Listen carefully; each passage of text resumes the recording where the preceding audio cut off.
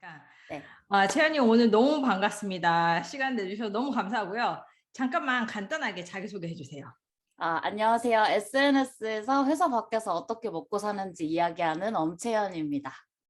우선 이렇게 네이버 블로그 마케팅 이거에 대해서 많이 얘기를 하시고 콘텐츠도 내보내시고 컨설팅, 코칭도 하시고 이제 강의도 이제 그 개설을 했는 걸로 알고 있는데요. 네. 이 네이버 마케팅이라는 게 사실 한국에서 굉장히 전문가도 많고 치열하고 핫한 분야이잖아요.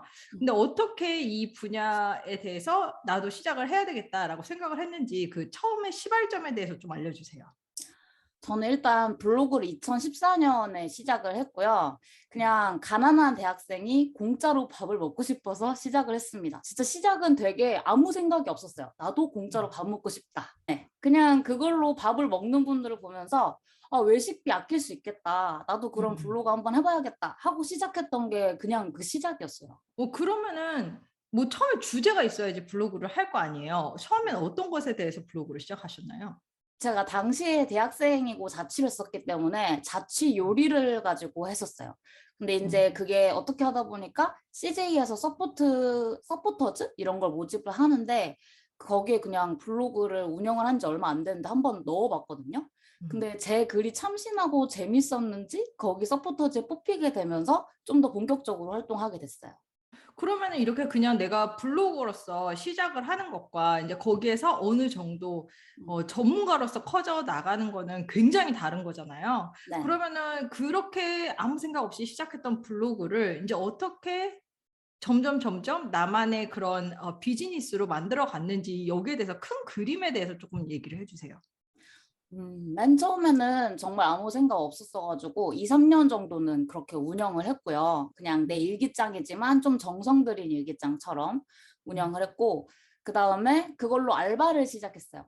그러니까 내가 여태까지 2, 3년 동안이나 굴려왔는데 이거 가지고 돈 벌 수 있지 않을까? 그냥 그런 생각을 했었어요. 그래서 이제 알바를 시작하게 됐는데 그게 우연히 한 회사에서 재택근무를 할 수 있는 사람을 뽑게 됐어요. 그래서 이제 그걸로 돈을 제가 어떻게 버는지 거기서 매출이 어떻게 일어나는지에 대해서 회사 안에서 많이 생각을 하다 보니까 이거 그냥 나 혼자 해도 되겠는데? 나 혼자 해도 매출 일어날 수 있겠다. 이런 생각을 하게 됐어요. 그러니까 되게 자연스러웠어요. 이렇게 흘러온 게. 그러면은 그래서 처음에 시작한 수익 모델은 어떤 거였나요? 처음 유료 서비스는 그냥 저는 유튜브로 시작을 했던 것 같아요. 그러니까 블로그에 글을 쓰고 이걸 스크립트로 유튜브에서 읽으면서 이렇게 좀 진행을 했었거든요. 그래서 이제 유튜브 조회수, 애드센스 가지고 수익이 나는 걸로 시작을 했었고요.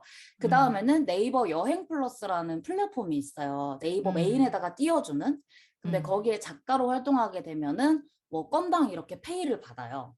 그래가지고 거기서 제 블로그에다가 쓴 글을 보여드리면서 메인에도 나가게 되고 이렇게 하다 보니까 거기서도 팔로워를 한 8만 8천 명 정도 만들었었어요. 오, 굉장히 많은 그런 팔로워를 얻으셨네요. 네. 그러면은 그렇게 해서 자연스럽게 사람들이 그러면은 그 블로그 키우려면 어떻게 해야 돼요? 저도 블로그 하고 싶어요. 이러다 보니까 컨설팅으로도 이어지고 코칭도 하게 되셨군요. 네, 정말 그냥 너무 자연스럽게 블로그는 어떻게 이렇게 키워요? 라는 말씀 되게 많이 해주셔가지고 어. 하게 됐습니다. 그러면은 처음에 이제 네. 그렇게 이렇게 자연스럽게 코칭 같은 경우를 하고 그러다 보면서 이제 괜찮은 수익을 점점 만드셨을 것 같은데 네. 그러면 어떻게 온라인 강의를 해야 되겠다라고 생각을 하시고 어떻게 저와 같이 이제 그 마스터 클래스에 어떻게 오셨는지 그때 상황에 대해서 조금 알려주세요. 네. 일단은 그때가 네이버에서 새로운 서비스를 출시했을 때였어요. 그게 뭐냐면 네이버가 다양한 콘텐츠 플랫폼들한테 좋은 크리에이터들을 너무 많이 뺏긴 거예요.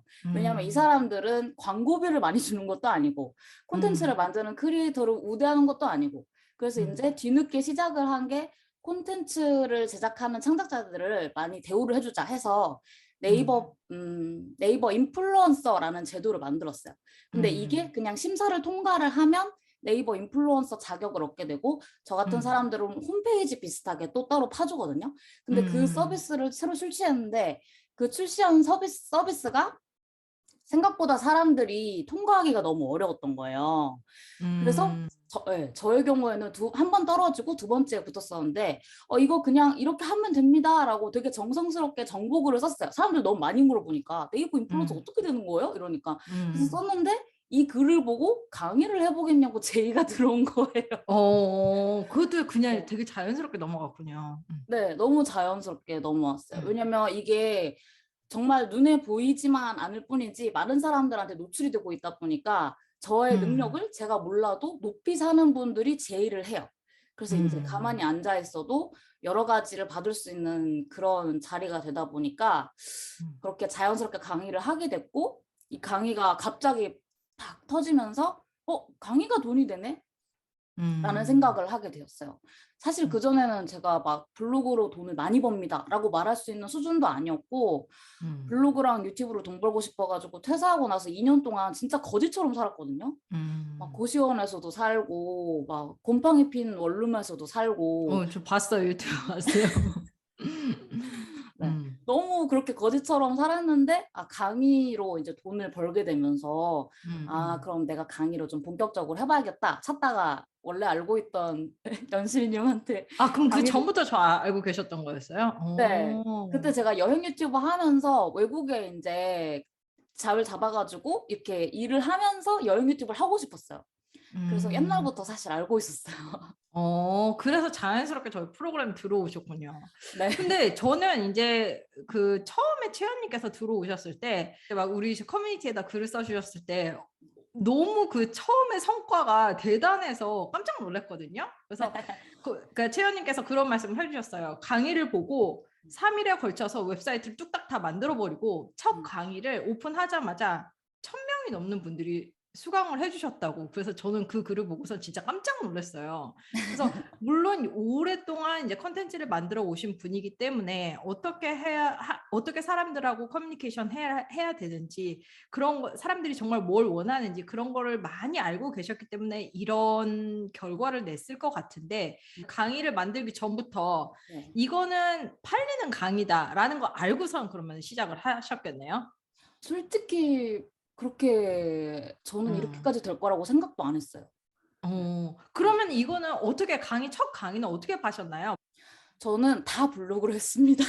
제가 팔로워가 많다기보다는 네이버는 검색 위주의 플랫폼이어가지고 검색에 띄우기 위해서 글을 썼고요. 그 글을 통해서 유입이 들어오면서 그 강의하는 사이트에 제가 강의를 처음에 팔게 됐거든요. 근데 그 사이트에서 요즘 인기 있는 강의, 지금 뜨는 강의 이렇게 해가지고 섹션이 있는데 거기에 계속 제 강의가 떠 있는 거죠. 그냥 클릭만 많이 해도. 그렇게 되다 보니까 그 플랫폼을 사용하는 사람들이 뭐야? 이러면서 들어오고 그다음에 그 회사에서 또 광고도 한번 돌려주면 또 더 들어오고 이런 식으로 트래픽을 계속 이렇게 쌓았어요. 그래서 딱 근데 터지게 이미 됐어요. 어느 정도 기반이 있었기 때문에 거기에 처음에 들어가서 어느 정도 트래픽이 나왔기 때문에 거기에서도 높은 상위 노출이 됐던 것 같아요. 네. 만약에 정말 아무것도 없었으면은 다른 그 플랫폼에 들어가는 다른 사람들하고 다 똑같은 위치에서 시작을 했을 것 같은데 이미 뭐 블로그를 팔로우 하신 분들이 많이 알고 계시고 채연님 많이 알고 계시고 그래서 그 플랫폼에 나타났을 때 많이 클릭을 하니까 당연히 그 플랫폼 내에서는 상위에 노출되고 더 많은 분들이 보게 되고 이 선순환 구조가 이루어졌군요. 네. 그래서 너무 이게 지금 그 완전히 제가 마스터 클래스에서 가르쳐 드린 모든 것을 다 똑같이 하진 않으셨지만 정말 한국형으로 맞게 지금 딱 그 채연님의 상황에 맞게 너무너무 응용해서 잘하신 부분이 굉장히 많았었어요. 그래서 이거를 듣고 나서 사실 이제 좀 이런 건 되게 크게 변했다. 내가 조금 딱 시각이 변했다. 이런 것도 있으셨나요? 일단은 제가 이메일 마케팅의 중요성을 하나도 몰랐어요. 이 마스터 음. 클래스를 듣기 전에는. 근데 음. 인제 제가 단톡방을 하나 굴리고 있거든요. 이 음. 블로거들끼리 서로 품앗이하고 글도 음. 봐주고 하는 그 단톡방이 있는데 거기서는 제가 방장이지만 말을 해도 권위가 썩 있지가 않았거든요. 그냥 서로 음. 사람들이 품앗이하는 방이다 보니까. 그래서 음. 이게 내가 뭔가 말을 했을 때 이게 권위라기보다는 내가 어떤 프로젝트를 진행했을 때 사람들이 좀 많이 봐줬으면 좋겠는데 해서 많이 음. 생각을 하고 있었는데 그때 연실님 강의에서 이메일 마케팅을 보고 이거다. 이게 진짜 음. 사람들이 다이렉트로 내 콘텐츠를 볼 수 있는 매개체다. 라고 생각을 음. 하게 됐어요. 사실 음. 거기서 찾아보기 시작했는데 우리나라의 뉴스레터 자체가 좀 음. 유용하게 쓰인 지가 얼마 안 됐더라고요. 네, 전 네. 깜짝 놀랐어요. 처음에 그 많은 분들이 이메일 마케팅에 굉장히 부담을 가지고 계셔서 네. 아, 이 정도로 반감이 심한 매체였나? 라고 전 깜짝 놀랐어요. 맞아요. 왜냐면 다 맨날 광고 이렇게 해가지고 들어오니까는 음, 이게 그냥 물건을 사고 싶지 않아도 받게 되는 게 이메일이고 그렇다 보니까 음, 이거에 대해 반감이 너무 컸는데 이제 음, 이메일을 통해서 연실님이 그랬잖아요. 정말 쓸모 있고 열 수 있을 만한 이메일을 해라. 음, 음, 그래서 그거에 좀 초점을 맞춰서 가만히 들여다보니까 그렇게 하는 업체가 많지가 않더라고요. 맞아요. 그래서 연실님이 알려주신 대로 하니까 오픈해보는 비율이 38.8? 아, 역시 이거 글을 많이 써보신 분이니까 사람들이 뭐를 클릭을 하는지 잘 네. 아시는 것 같아요. 그러니까 처음부터 어, 그렇게 나오기가 되게 힘든 수치인데 처음에는 한 20%, 25%만 나와도 되게 잘 나오는 건데 음, 처음부터 그 수치가 나오는 건 역시 오랫동안 글을 써보신 사람이라서 그 사람들이 뭐에 반응을 하는지 잘 아시는 것 같아요. 근데 이제 감사합니다. 사실 이제 조금 이제 저는 블로그 네이버 블로그를 써보지 않았었어요. 저는 이제 그때 제가 5년 전에 처음에 블로그를 시작을 했을 때 음, 저는 블로그 네이버 블로그에 대한 반감이 너무 심해가지고 결국은 저는 그냥 제가 혼자 웹사이트 만들고 그 웹사이트에 있는 블로그를 사용을 했거든요. 음, 그런데 사실은 아직까지도 네이버 블로그가 정말 트래픽도 많이 내고 정말 한국에서는 탄탄한 그런 기반인 거는 알아요. 근데 많은 분들이 예전에 저처럼 그런 반감도 가질 수도 있고 아니면은 나는 이제 너무 여기가 마켓이 사람들이 너무 많아서 레드오션이 돼가지고 이제 들어가기 너무 늦은 것 같아 라고 생각하시는 분들도 많을 것 같은데 그런 분들께 조금 주고 싶은 팁이 있다면 어떤 게 있을까요? 그게 제가 조금 이거는 좀 얼마나 내가 이거 가지고 이름을 키울 수 있느냐, 그리고 이게 음, 얼마나 절실하냐에 따라서 행동할 수 있는 액션이 되게 다르다고 생각을 해요, 저는. 맞아요, 맞아요. 일단 그쵸. 너무 너무 음, 원론적인 이야기이긴 한데 음, 저는 지금도 저보다 잘하는 사람이 훨씬 많다고 생각하거든요. 그리고 그게 음, 사실이고. 음, 근데 뭐 저희 엄마 아빠 얘기를 하자면 20년 동안 사업을 하셨는데 이게 항상 안 됐어요. 지금도 음, 실패 중이에요. 음, 그래서 이걸 음, 가만히 들여다보니까 제일 중요한 게 홍보였구나. 날 어쨌든 음, 한 곳이라도 알릴 수 있는 데가 되게 필요하구나. 라고 음, 생각을 했었고, 저는 그게 사람들이 많이 모여있는 트래픽이 많은 그냥 그 앱이라고 생각을 했던 거예요. 그래서 그냥 음, 좀 항상 똑같은 말씀을 드리는 것 같아서 죄송하지만 그냥 묻지 말고 따지지 말고 고를 하세요.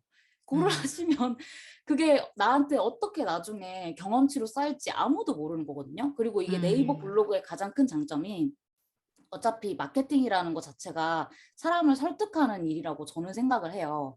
근데 이 설득을 하는데 기반은 말이 될 수 있고 글이 될 수 있는데 글은 말로 되기가 굉장히 편한 맞아, 매체거든요.